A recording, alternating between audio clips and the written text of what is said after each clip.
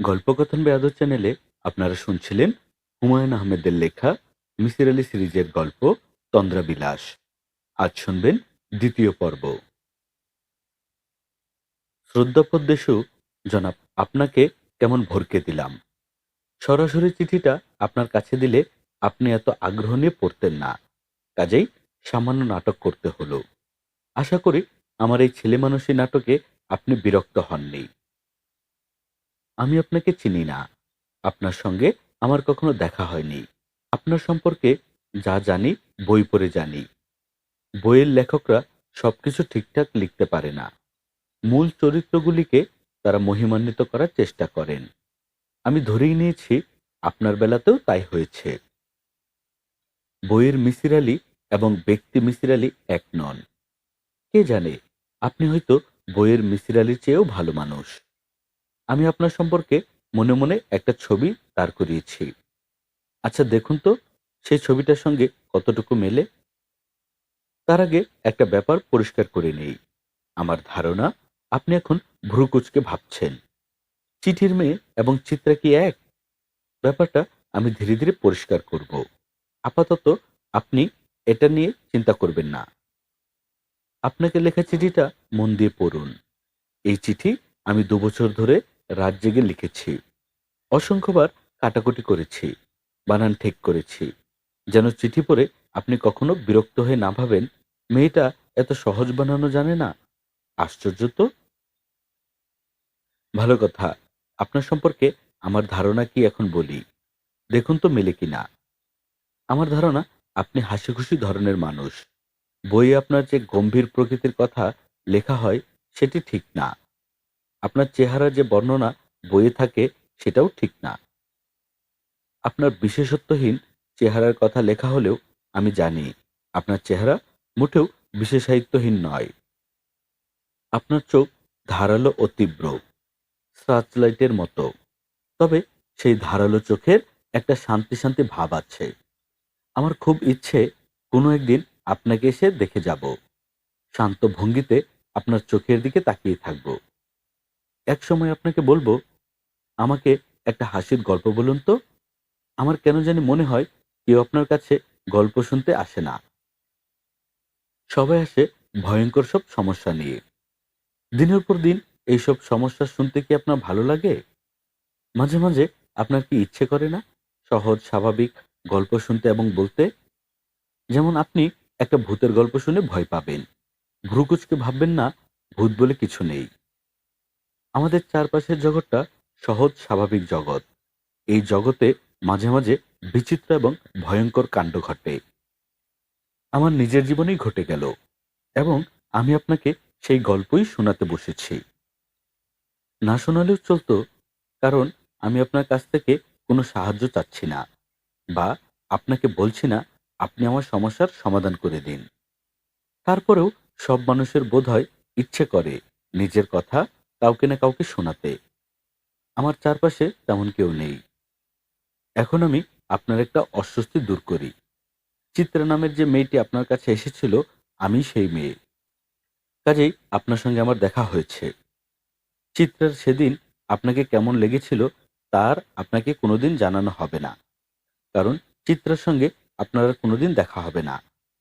আপনাকে খানিকটা ধাঁধায় ফেলে চিত্রা বিদায় নিয়েছে, আমিও বিদায় নেব। আমার দীর্ঘ চিঠি শেষ করার পর আপনি ভাববেন, আচ্ছা মেয়েটার কি মাথা খারাপ? সে এইসব কি লিখেছে, কেনই বা লিখেছে? দীর্ঘ লেখা পড়তে আপনার জন্য ক্লান্তি না লাগে সেই জন্যে আমি খুব চেষ্টা করেছি। চেষ্টা কতটুকু সফল হলো কে জানে। চ্যাপ্টার দিয়ে লিখে দিলাম। চ্যাপ্টারের প্রথম কয়েক লাইন পড়ে আপনি ঠিক করবেন আপনি পড়বেন কি পড়বেন না। সব চ্যাপ্টার যে পড়তেই হবে তা না।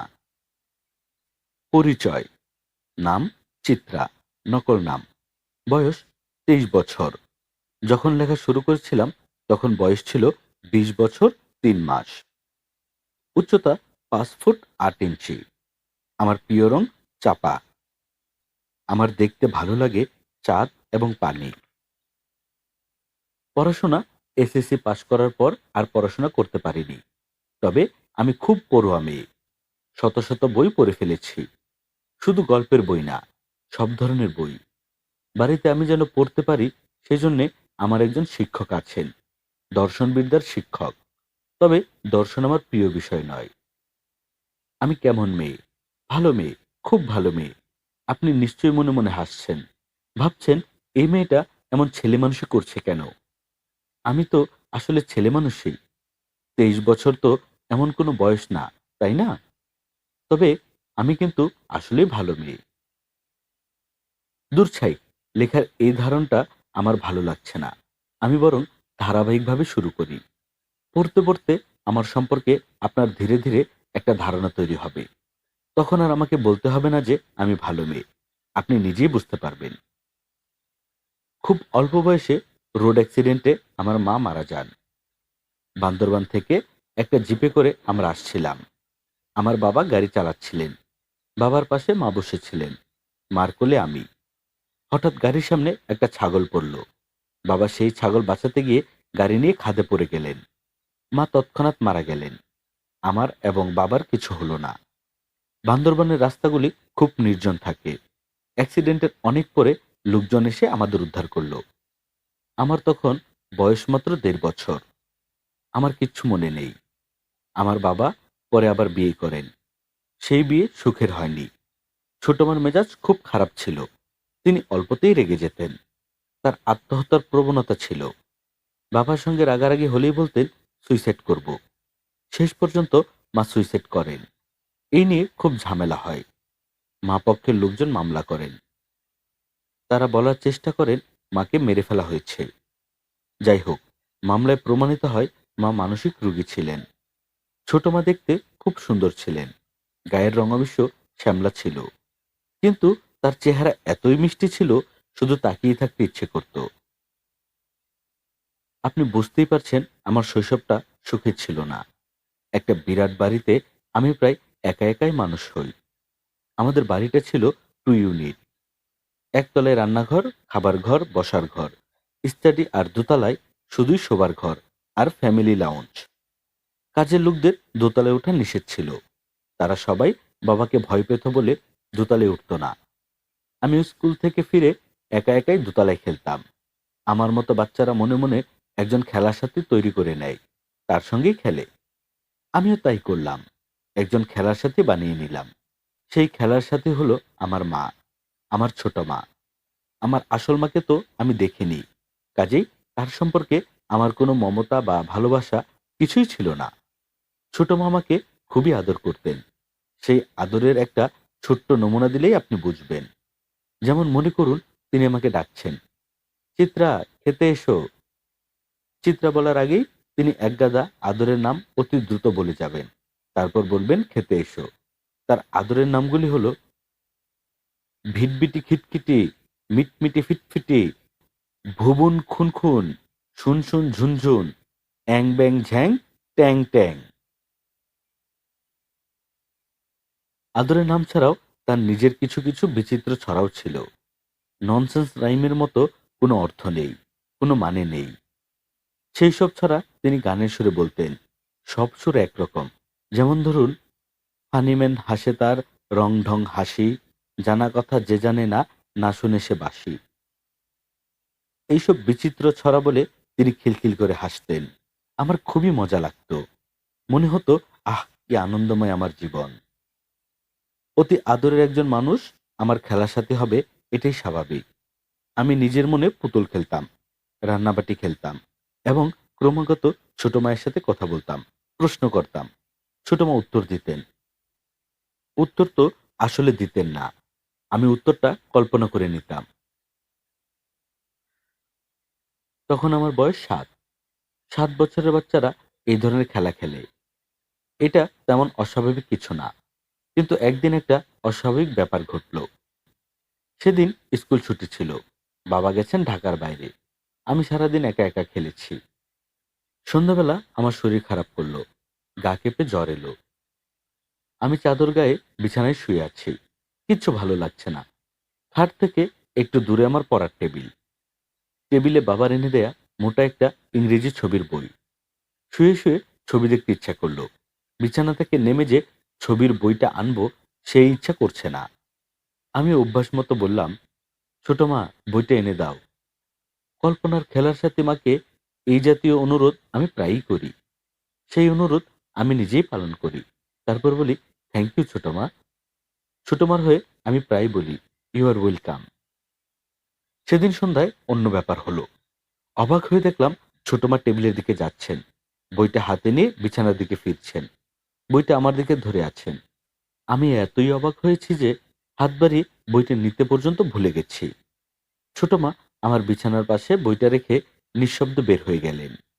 খোলা দরজাটা হাত দিয়ে ভিড়িয়ে দিয়ে গেলেন। ভয়ে আমার চিৎকার করে ওঠা উচিত ছিল। আমি চিৎকার করলাম না। ভয়ের চেয়ে বিস্ময়বোধই আমার প্রবল ছিল। চোখে ভুল দেখছি, এই জাতীয় চিন্তা আমার একবারও মাথায় আসেনি। বরং মনে হয়েছে আমি যা দেখেছি ঠিকই দেখেছি। ছোট মা আমাকে দেখতে এসেছেন। আমার শরীর ভালো না তো, এই জন্য আমাকে দেখতে এসেছেন।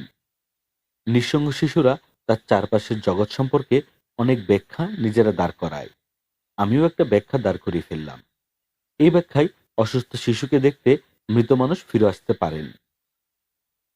যদিও আমি নিজেই একটা ব্যাখ্যা দাঁড় করালাম, তারপরে আমার মনে হলো এই ব্যাখ্যায় কিছু ফাঁকি আছে। ফাঁকির ব্যাপারটা আমি নিজে জানতে চাচ্ছিলাম না। কাজেই মাকে দেখতে পাওয়ার কথাটা কাউকে বললাম না।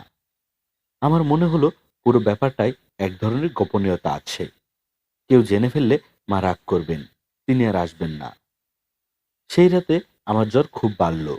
মাথায় পানি দেয়া হলো, তাতে কাজ হলো না। বাথটাবে বরফ মেশানো ঠান্ডা পানিতে আমাকে ডুবিয়ে রাখা হলো। ডাক্তার ডাকা হলো। চিটাগাঙে আমার বাবাকে জরুরি খবর পাঠানো হলো। আমার খুব ভালো লাগতে লাগলো এই ভেবে যে যেহেতু আমার শরীর খুব খারাপ করেছে, আমার ছোট মা নিশ্চয়ই আবার আমাকে দেখতে আসবেন। আমি খুব আগ্রহ নিয়ে তার জন্য অপেক্ষা করতে লাগলাম। ছোট মা অবশ্য এলো না। আমার এই ঘটনা শুনে আপনি কি ভাবছেন তা আমি জানি। আপনি ভাবছেন হ্যালুসিনেশন। একটি নিঃসঙ্গ শিশু তার নিঃসঙ্গতা দূর করার জন্য নিজের মধ্যে একটি জগৎ সৃষ্টি করেছে। হ্যালুসিনেশনের জন্ম সেই জগতে। আপনারা সাইকিয়াট্রিস্টরা খুব সহজেই সবকিছু ব্যাখ্যা করে ফেলেন। আপনাদের কাছে রহস্য বলে কিছু নেই। আইনস্টাইন যখন বলেন সৃষ্টি রহস্যময়, সব রহস্যের জট এই মুহূর্তে খোলা সম্ভব না, তখন আপনারা বলেন ব্যাখ্যাতীত বলে কিছু নেই, সবকিছু ব্যাখ্যা করা যায়। আমার এক জীবনে আমাকে অনেক সাইকো অ্যানালাইসিসের ভেতর দিয়ে যেতে হয়েছে। আমি এই সব ব্যাপার খুব ভালো জানি। আপনাদের মতো মনোবিদ্যা বিশারদদের দেখলে আমার সত্যিকার অর্থেই হাসি পায়।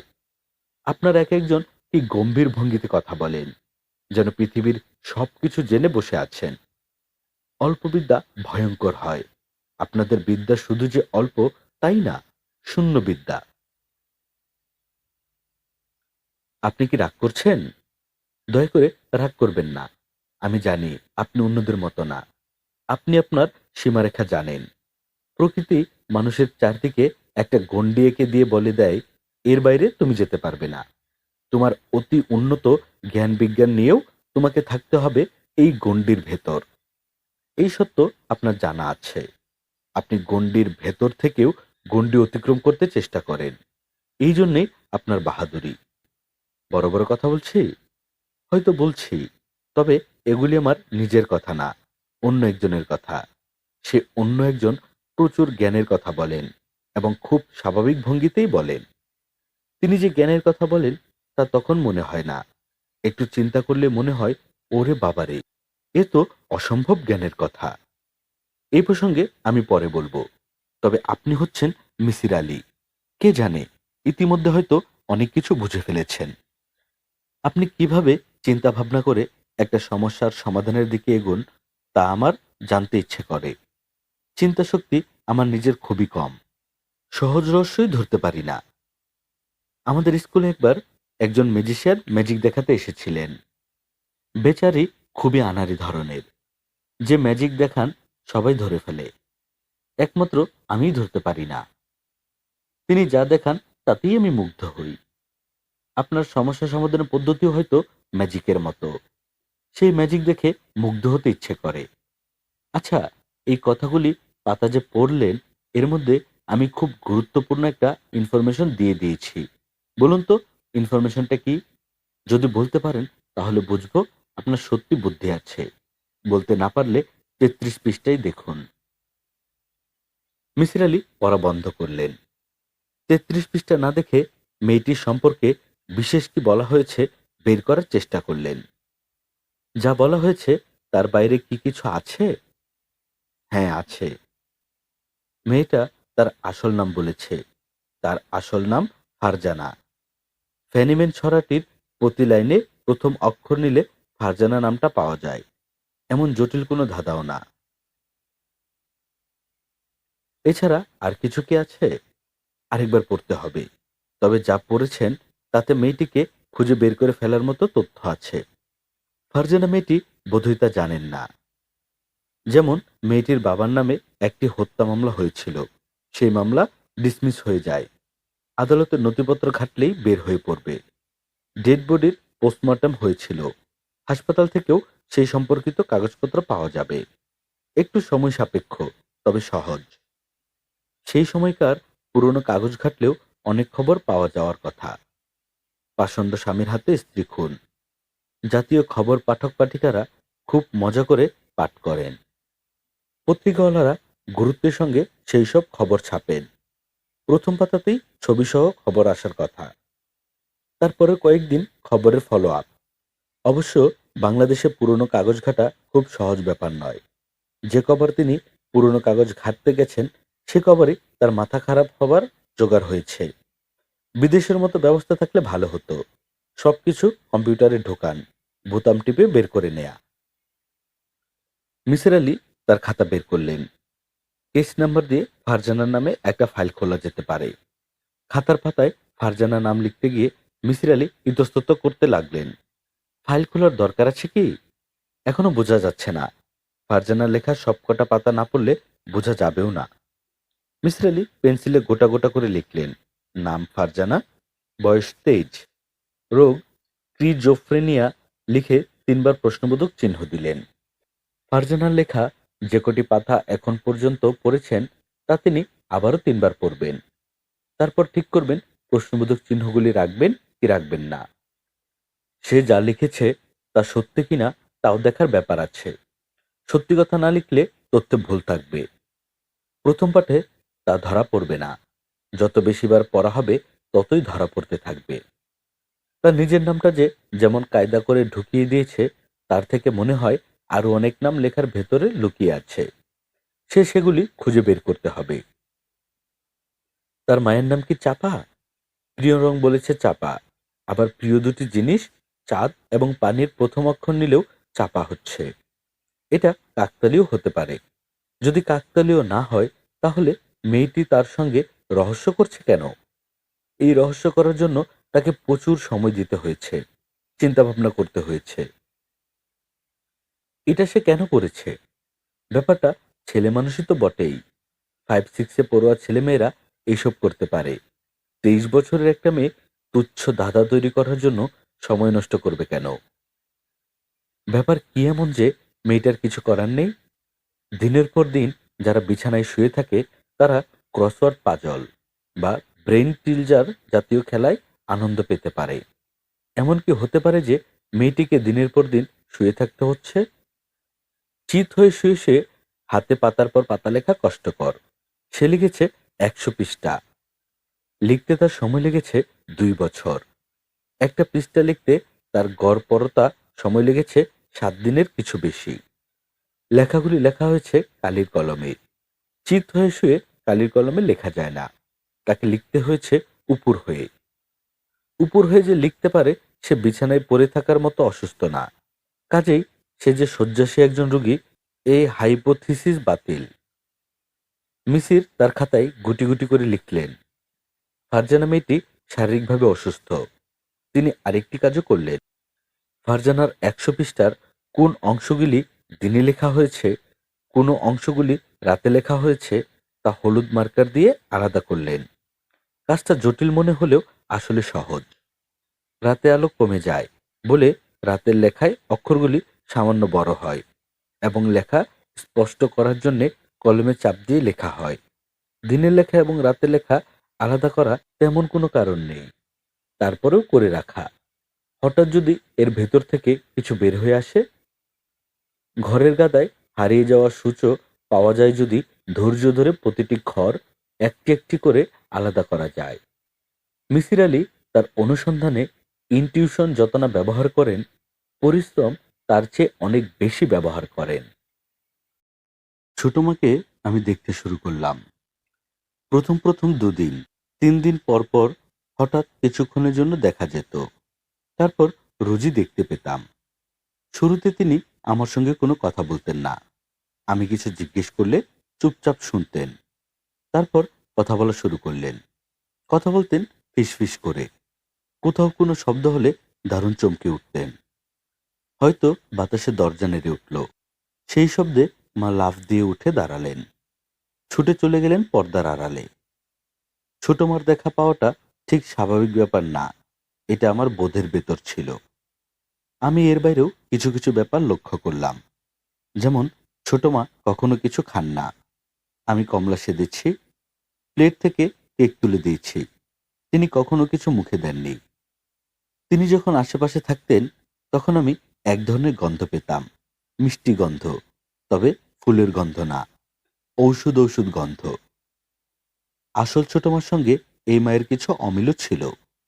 যেমন ছোট মা আমাকে অনেক অদ্ভুত অদ্ভুত নামে ডাকতেন, ইনি ডাকতেন না। একদিন আমি নিজেই বললাম, তুমি এই নামগুলি বলো না। তিনি বিস্মিত হয়ে বললেন, কোন নাম? তা থেকে বুঝলাম নামগুলি তিনি জানেন না। ছোটরাও নিজেদের মতো করে কিছু পরীক্ষা টরীক্ষা করে। আমিও ছোট মাকে নিয়ে কিছু পরীক্ষা করলাম। যেমন একদিন জিজ্ঞেস করলাম, তোমার নাম কি? ছোট মা বললেন, জানি না তো। আমি বললাম, সত্যি জানো না? তিনি বললেন, না, আমার কি নাম? আমি বললাম, তোমার নাম চাপা। তিনি খুবই অবাক হয়ে বললেন, তাই নাকি? আমার সামান্য খটকা লাগলেও আমি নির্বিকার ছিলাম। একজন খেলার সাথে পেয়েছি, এই আমার জন্য যথেষ্ট ছিল। ছোট মা খেলার সঙ্গী হিসেবে চমৎকার ছিলেন। যা বলা হতো তাই রোবটের মতো করতেন, কোনো প্রশ্ন করতেন না। মাদের ভেতর খবরদারির একটা ব্যাপার থাকে, ওনার ভেতর তা ছিল না। পায়ে মোজা নেই কেন? ঘর নোংরা করছো কেন? ঘুমোতে যাচ্ছ না কেন? এই জাতীয় প্রশ্ন করে তিনি আমাকে কখনো বিব্রত করতেন না। আমার বেশ কজন টিচার ছিলেন, পড়ার টিচার, গানের টিচার, নাচের টিচার। তারা যখন আসতেন নিচ থেকে ইন্টারকমে আমাকে বলা হতো। আমি নিচে যাবার জন্য তৈরি হতাম। মাকে সেই সময় খুব বিব্রত মনে হতো। তিনি যেন ঠিক বুঝতে পারছেন না কি করবেন। তাকে খুব কাঁদতেও দেখতাম। দুহাতে মুখ ঢেকে খুন খুন করে কাঁদতেন। চোখ দিয়ে তখন অবশ্য পানি পড়তো না। তার কান্না সবসময় ছিল অশ্রুবিহীন। মিসির আলি সাহেব, আপনি আমার সামনে নেই বলে আপনার নিশ্চয়ই অসুবিধা হচ্ছে। হয়তো আপনার মনে অনেক প্রশ্ন উঠে আসছে, কিন্তু আপনি প্রশ্নগুলি করতে পারছেন না। সামনাসামনি থাকলে প্রশ্ন করতে পারতেন। আর আমি নিজেও ঠিক বুঝতে পারছি না কোনো ডিটেল বাদ পড়ে যাচ্ছে কিনা। গুরুত্বহীন মনে করে আমি হয়তো অনেক কিছু লিখছি না, যা আপনার কাছে মোটেই গুরুত্বহীন না। তবুও আপনার মনে সম্ভাব্য যে প্রশ্ন আসছে বলে আমার ধারণা, আমি তার জবাব দিচ্ছি। প্রশ্ন, ওনার গায়ে কি পোশাক থাকতো? উত্তর, সাধারণ পোশাক, শাড়ি, যেসব শাড়ি আগে পরতেন সেই সব শাড়ি। প্রশ্ন, উনি কি হঠাৎ উপস্থিত হতেন এবং পরে বাতাসে মিলিয়ে যেতেন?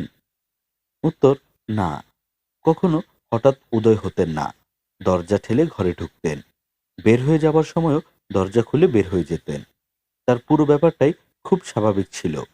তাকে আমি কখনো শূন্যে ভাসতে দেখিনি, কিংবা লম্বা একটা হাত বের করে দূর থেকে কিছু আনতে দেখিনি। প্রশ্ন, তুমি নিশ্চিত যে উনি তোমার ছোট মা? উত্তর, জি, নিশ্চিত। তবে আগেই তো বলেছি, আমার চেনা ছোট মার সঙ্গে তার কিছু অমিল ছিল। যেমন তিনি পড়তে পারতেন না, অথচ ছোট মা আমাকে রোজ রাতে গল্পের বই পড়ে শোনাতেন। কাজেই আমি একদিন ওনাকে গল্পের বই পড়ে শোনাতে বললাম। তিনি লজ্জিত গলায় বললেন যে তিনি বই পড়তে জানেন না। তিনি আমাকে বই পড়া শেখাতে বললেন। প্রশ্ন, তুমি তাকে বই পড়া শেখালে? উত্তর, জি, উনি খুব দ্রুত শিখে গেলেন। প্রশ্ন, উনি কি তোমার জন্য কখনো কোনো উপহার নিয়ে এসেছেন? উত্তর, জি, এনেছেন। প্রশ্ন, কি উপহার? উত্তর, সেটা আমি আপনাকে বলবো না। প্রশ্ন, তুমি ছাড়া আর কেউ কি ওনাকে দেখেছে? উত্তর, জি না। প্রশ্ন, তাকে দিনে বেশি দেখা যেত না রাতে? উত্তর, দিন-রাত কোনো ব্যাপার ছিল না। প্রশ্ন, সবসময় কি একই কাপড় পরা থাকতেন? উত্তর, জি না, একেক সময় একেক কাপড় পরা থাকত। প্রশ্ন, তিনি তোমার গায়ে হাত দিয়ে আদর করতেন? উত্তর, জি, করতেন। মাঝে মাঝে আমি তার কোলে উঠে বসে থাকতাম। যেসব প্রশ্ন আমার মাথায় এসেছে তার উত্তর দিলাম। অনেক চিন্তা করেও আর কোনো প্রশ্ন পাচ্ছি না। আপনারা যারা সাইকিয়াট্রিস্ট তারা তো রাজ্যের প্রশ্ন করেন, উদ্ভট সব প্রশ্ন। আপনার মাথাতেও নিশ্চয়ই উদ্ভট সব প্রশ্ন আসছে। ও না, ভুল করলাম। আপনি তো আবার অন্যদের মতো না। আপনি প্রশ্ন করেন না, শুধু শুনে যান। একই গল্প বারবার শোনেন। শুনতে শুনতে হঠাৎ এক জায়গায় খটকা লাগে, যেখান থেকে আপনার যাত্রা শুরু হয়। আমার গল্পে কোথাও কি কোনো খটকা লেগেছে, নাকি পুরো গল্পই খটকাময়? পুরো গল্প খটকাময় হলে তো আপনি কাগজগুলি ছুঁড়ে ফেলে বলবেন, আরে দূর, দূর। প্লিজ তা করবেন না। আমার অনেক কিছু বলার আছে। Please help me. আপনি নিশ্চয়ই এখন বিরক্তিতে ভ্রু কুঁচকাচ্ছেন। ভাবছেন, মেয়েটার কি কন্ট্রাডিকশন, সাহায্য চাচ্ছে, আবার কোনো ঠিকানা দিচ্ছে না, যোগাযোগ করছে না, নিজের পরিচয় গোপন করছে। আসল নাম না বলে বলেছিলাম চিত্রা। তাহলে সাহায্যটা করা হবে কিভাবে? আসলে আমি সাহায্য চাই না, কারণ আমি ভালোই আছি। আমার বিচিত্র জীবন সম্পর্কে আমি আপনাকে বলবো। আপনি শুনবেন? আমার সমস্যার সমাধান করবেন। তার উপর একটা বই লেখা হবে। সেই বই কিনে আমি পড়ব। আমার এতেই হবে। এর বেশি সাহায্যের আমার প্রয়োজন নেই। আরেকটা কথা, আপনি আবার ভাববেন না তো আমার এই গল্প বানোয়াট গল্প। আপনাকে বিভ্রান্ত করার জন্যে উদ্ভূত একটা গল্প ফেঁদেছি। একবার আপনার মাথায় এই ব্যাপারটা ঢুকে গেলে আপনি মনোযোগ দিয়ে আমার লেখা পড়বেন না। এমনও হতে পারে যে কাগজগুলি ডাস্টবিনে ফেলে দেবেন। আমার প্রধান দায়িত্ব আপনাকে বিশ্বাস করানো। আমি যা বলছি সত্যি বলছি। আমার কাছে যা সত্যি অন্যের কাছে হয়তো নয়। সত্য একেকজনের কাছে একেক রকম। ট্রুথ হ্যাজ মেনি ফেস, তাই না? আমি যে সত্যি বলছি সেটা কি করে প্রমাণ করব? আমি জানি না। আমি আপনার হৃদয়ের মহত্বের কাছে সমর্পণ করছি এবং আশা করছি আমাকে বিশ্বাস করবেন। আজ এই পর্যন্তই লিখলাম। মাথা ধরেছে। এখন আর লিখতে পারছি না। আপনার ঠোঁটে কি এখন মৃদু একটা হাসির রেখা? সাইকিয়াট্রিস্টরা মাথা ধরেছে বাক্যটা শুনলেই নড়েচড়ে বসেন। তাদের ভাবটা হচ্ছে এইবার পাওয়া গেছে। মাথায় সমস্যা বলেই মাথা ধরা। আমেরিকার একজন সাইকিয়াট্রিস্টের কাছে গিয়েছিলাম। আমি যাইনি। আমার বাবা আমাকে নিয়ে গিয়েছিলেন। ভদ্রমহিলা কিছুক্ষণ কথা বলার পরই গম্ভীর গলায় বললেন, ইয়াং লেডি, তোমার কি প্রায়ই মাথা ধরে? আমি বললাম, হ্যাঁ। ভদ্রমহিলার ঠোঁটে আনন্দের হাসি দেখা গেল। ভাবটা হচ্ছে, I got you at last. তারপর অসংখ্য প্রশ্ন, সবই মাথা ধরা নিয়ে। কখন মাথা ধরে? রাতে বেশি না দিনে? মাথা ধরার সময় কি চোখ জ্বালা করে? কান লাল হয়ে যায়? মাথা ধরার তীব্রতা কেমন? কতক্ষণ থাকে? তখন কি পানির পিপাসা হয়? আমি যখন বললাম, ম্যাডাম, আমার মাথা ধরাটা খুব স্বাভাবিক ধরনের। মাঝে মাঝে মাথা ধরে। প্যারাসিটামল খাই কিংবা গরম চা খাই। মাথা ধরা সেরে যায়। ভদ্রমহিলা তাতে খুব হতাশ হলেন। আপনি কি হতাশ হচ্ছেন? এমনিতে আমি কিন্তু খুব স্বাভাবিক মানুষ। আমি আমার মৃত মাকে দেখতে পেতাম, এই অস্বাভাবিকতাটা ছোটবেলায় ছিল। বেশি দিনের জন্য কিন্তু না। খুব বেশি হলে ৭ কিংবা ৮ মাস। হঠাৎ একদিন সব আগের মতো হয়ে গেল। ছোট মার আশা বন্ধ হলো। আমি কিছুদিন প্রবল হতাশায় কাটালাম। ছোটদের হতাশা তীব্র আকার ধারণ করতে পারে, তবে আমার স্থায়িত্ব কম হয়। শিশুদের প্রবল শোক এবং প্রবল হতাশা কাটিয়ে ওঠার সহজাত ক্ষমতা থাকে। আমিও হতাশা কাটিয়ে উঠলাম। ধীরে ধীরে সব আগের মতো হয়ে গেল। অবশ্য ছোট মা আশা পুরোপুরি বন্ধ করলেন তাও না। 3-4 মাস পর পর হঠাৎ চলে আসতেন। আমি যখন বলতাম, এতদিন আসেননি কেন? তিনি বলতেন, আসার পথ ভুলে যাই, মনে থাকে না। আমার জীবনযাপন স্বাভাবিক হলেও আমি বড় হচ্ছিলাম নিঃসঙ্গতায়। আমার চারপাশে কেউ ছিল না। আমার নিঃসঙ্গতা দূর করলেন নিতু আন্টি। তিনি আমাদের বাড়িতে থাকতে এলেন। আরো পরিষ্কার করে বলি, বাবা তাকে বিয়ে করলেন। আচ্ছা, আপনি কি বাবার উপর বিরক্ত হচ্ছেন? কেমন মানুষ, একের পর এক বিয়ে করে যাচ্ছে। দয়া করে বিরক্ত হবেন না। আমার বাবা অসাধারণ একজন মানুষ। এই যা, মাথা ধরা নিয়ে অনেকক্ষণ লিখে ফেললাম। আচ্ছা, আপনার কি এখন মাথা ধরেছে?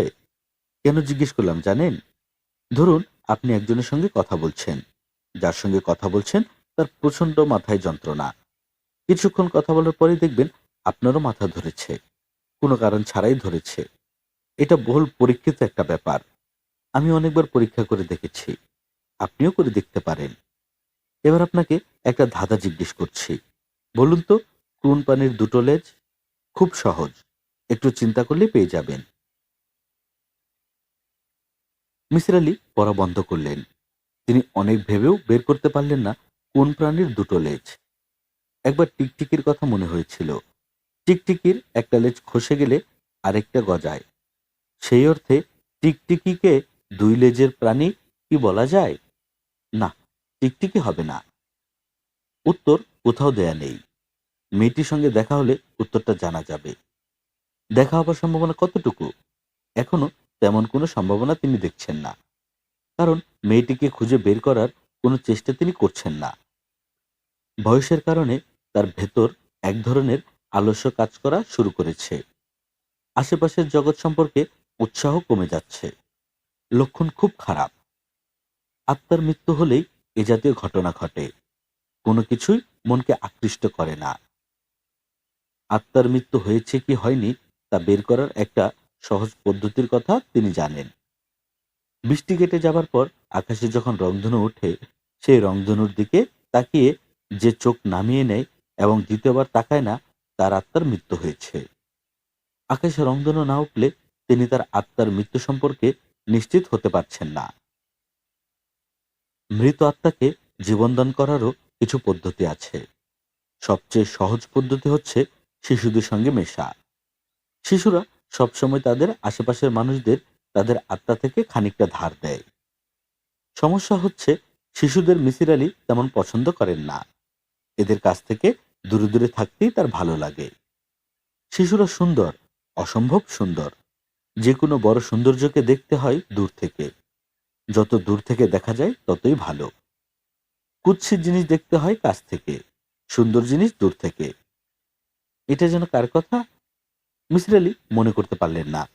তার স্মৃতিশক্তি কি দুর্বল হতে শুরু করেছে? ক্লান্ত পরিশ্রান্ত মস্তিষ্ক তার মেমোরি সেলে জমিয়ে রাখা স্মৃতি ফেলে দিয়ে সেগুলি খালি করছে। মৃত্যুর ঠিক আগে আগে মেমোরি সেলে কোনো মেমোরি থাকে না। মস্তিষ্ক সব ফেলে দিয়ে ঘর খালি করে দেয়। মিসির আলি ঘুমোতে গেলেন রাত 10টায়। ইদানিং তিনি খুব নিয়মকানুন মেনে চলার চেষ্টা করছেন। যেমন রাত 10টা বাজতেই ঘুমোতে যাওয়া, সকালবেলা মর্নিং ওয়াক, ঘড়ি ধরে কাজ করার চেষ্টা। রাত 10টায় ঘুমোতে গেলেও লাভ হচ্ছে না। ঘুম আসতে আসতে 3টা বেজে যাচ্ছে। 10টা থেকে রাত 3টা, এই 5 ঘন্টা মস্তিষ্ককে পুরোপুরি নিষ্ক্রিয় রাখা সম্ভব না। মিসির আলি সেই চেষ্টা করেনও না। তিনি শুয়ে শুয়ে ফারজানা মেয়েটিকে নিয়েই ভাবেন। মেয়েটি স্ক্রোজোফ্রেনিয়ার রোগী, সে তা জানে না। অধিকাংশ স্ক্রোজোফ্রেনিয়া কি তা জানে না। তারা ভেবে নেয় তাদের দেখা জগৎই সত্যি জগৎ, অন্যদের জগৎ ভ্রান্তিময়। তাদের একটা যুক্তি অবশ্যই আছে। কালার ব্লাইন্ড একজন মানুষ সবুজ রং দেখতে পায় না। তার জগতে সবুজের অস্তিত্ব নেই। সে বলবে পৃথিবীতে সবুজ রং নেই। তার কাছে এটাই সত্যি। তার সেই জগৎ মিথ্যে নয়। মিসির আলি জেগে আছেন। তার মাথায় ফারজানা মেয়েটি নেই। তার মাথায় ঘুরছে কোন প্রাণীর লেজের সংখ্যা 2। তার হঠাৎ মনে হলো ফারজানা মেয়েটি ইচ্ছে করে তার মাথায় এই ধাঁধাটি ঢুকিয়ে দিয়েছে। ধাঁধার উত্তর না পাওয়া পর্যন্ত এই মাথায় ঘুরপাক খেতে থাকবে। মেয়েটি এই ব্যাপার জানে। স্কোজোফেনিয়ারা খুব বুদ্ধিমান হয়ে থাকে। তারা নিজেরা বিভ্রান্তির জগতে বাস করে বলেই হয়তো অন্যদের বিভ্রান্তিতে ফেলে আনন্দ পায়। মিসির আলির মাথা দপদপ করছে। রেলগাড়িতে চড়লে যেমন কিছুক্ষণ পরপর শব্দ হয়, তার মাথার ভিতর ঠিক সেরকম খানিকক্ষণ পরপর প্রশ্ন উঠছে। কোন প্রাণীর দুটা লেজ? কোন প্রাণীর দুটা লেজ? প্রিয় শ্রোতা বন্ধুরা, আপনারা শুনছিলেন হুমায়ুন আহমেদের লেখা মিসির আলি সিরিজের গল্প তন্দ্রাবিলাস। আজ শুনলেন দ্বিতীয় পর্ব। গল্প পাঠে আমি আদর ছিলাম আপনাদের সঙ্গে। এরকম গল্প আমরা প্রতিনিয়ত আপলোড করে যাচ্ছি। আপনি যদি আমাদের চ্যানেলে নতুন হয়ে থাকেন, তাহলে অবশ্যই চ্যানেলটি সাবস্ক্রাইব করে দিবেন। গল্প পাঠ ভালো লাগলে বন্ধুদের সঙ্গে শেয়ার করবেন। পরবর্তী গল্প শোনার আমন্ত্রণ জানিয়ে আজকের মতো এখানেই বিদায় নিচ্ছি। সবাই ভালো থাকবেন, সুস্থ থাকবেন, সুন্দর থাকবেন। আল্লাহ হাফেজ।